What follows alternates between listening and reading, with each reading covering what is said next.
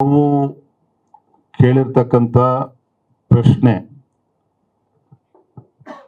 ಏನು petrol diesel ಇವತ್ತು price hike ಆಗ್ತಾ ಇದೆ, ಬಹಳ ಪ್ರಮುಖವಾಗಿರ್ತಕ್ಕಂಥ ಪ್ರಶ್ನೆ ಅಂತ ಇಟ್ಟಿದ್ದೀರಿ.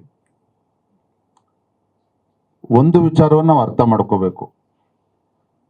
ಸಿದ್ದರಾಮಯ್ಯ ನೇತೃತ್ವದ ಕಾಂಗ್ರೆಸ್ ಸರ್ಕಾರ ರಾಜ್ಯದಲ್ಲಿ ಅಸ್ತಿತ್ವಕ್ಕೆ ಬಂದ ನಂತರದಲ್ಲಿ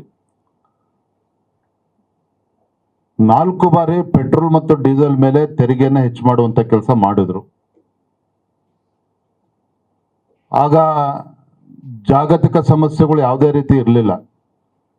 ಅಂತಾರಾಷ್ಟ್ರೀಯ ಕಚ್ಚಾ ತೈಲದ ಮೇಲೆ ಬೆಲೆ ಏರಿಕೆ ಆಯಿತು, ಇದು ಯಾವುದೂ ಕೂಡ ಸಂದರ್ಭ ಇರಲಿಲ್ಲ. ಯಾಕೆ ಸಿದ್ದರಾಮಯ್ಯ ನೇತೃತ್ವದ ಕಾಂಗ್ರೆಸ್ ಸರ್ಕಾರ ಪೆಟ್ರೋಲ್ ಡೀಸೆಲ್ ಮೇಲೆ ಟ್ಯಾಕ್ಸಸ್ ಅನ್ನ ಜಾಸ್ತಿ ಮಾಡಿದ್ರು ಅಂತ ಹೇಳಿದ್ರೆ, ತಮ್ಮ ಗ್ಯಾರಂಟಿಗಳಿಗೆ ಹಣವನ್ನ ಕ್ರೋಢೀಕರಿಸೋದಕ್ಕೆ ಸಾಧ್ಯ ಆಗದೇನೆ are to raise the resources for the state government, ಅಂದಿನ ಮುಖ್ಯಮಂತ್ರಿಗಳು ಕಾಂಗ್ರೆಸ್ ಸರ್ಕಾರ ಪೆಟ್ರೋಲ್ ಮತ್ತು ಡೀಸೆಲ್ ಮೇಲೆ ತೆರಿಗೆ ಜಾಸ್ತಿ ಮಾಡುವಂತ ಕೆಲಸನ ಮಾಡಿದ್ರು. ಇವತ್ತು ಯಾಕೆ ಕೇಂದ್ರ ಸರ್ಕಾರ ಪೆಟ್ರೋಲ್ ಮತ್ತು ಡೀಸೆಲ್ ಮೇಲೆ ತೆರಿಗೆನ ಜಾಸ್ತಿ ಮಾಡಿದ್ರು?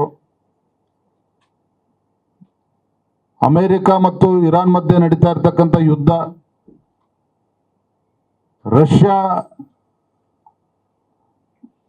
ಯುಕ್ರೇನ್ ಮಧ್ಯೆ ನಡೀತಾ ಇರ್ತಕ್ಕಂಥ ಯುದ್ಧ, ಜಾಗತಿಕ ಪರಿಸ್ಥಿತಿಗಳೇನಿದ್ದಾವೆ, ಜಾಗತಿಕ ಸವಾಲುಗಳೇನಿದ್ದಾವೆ, ಅಂತಾರಾಷ್ಟ್ರೀಯ ಕಚ್ಚಾ ತೈಲದ ಬೆಲೆ ಯಾವ ರೀತಿ ಗಗನಕ್ಕೆ ಏರ್ತಾ ಇದೆ, ಇವೆಲ್ಲವನ್ನು ಆಧರಿಸಿದ್ದು ಕೇಂದ್ರ ಸರ್ಕಾರ ಇವತ್ತು ತೀರ್ಮಾನವನ್ನು ತೆಗೆದುಕೊಳ್ತಾ ಇರ್ತಕ್ಕಂಥದ್ದು. ಹಾಗಾಗಿ ಪೆಟ್ರೋಲ್ ಮತ್ತು ಡೀಸೆಲ್ ಬೆಲೆ ಜಾಸ್ತಿ ಮಾಡ್ತಾರೆ ಅಂತ ಹೇಳಿದ್ರೆ ಪ್ರಧಾನಮಂತ್ರಿಗಳು ಕೂಡ ಅದು ಖುಷಿ ತರುವಂತ ವಿಚಾರ ಅಲ್ಲ.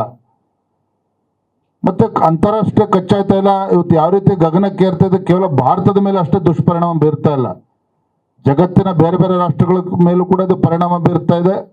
ಅದರ ಪರಿಣಾಮ ನಮ್ಮ ದೇಶದ ಕಡೆ ಬೇರೆ ಇರುವಂಥದ್ದು, ಅದರ ಪರಿಣಾಮ ಹೆಚ್ಚಾಗ್ತಾ ಇರುವಂಥದ್ದು ಕೂಡ ನಾವು ಗಮನಿಸಬೇಕಾಗಿರ್ತಕ್ಕಂಥ ವಿಚಾರ.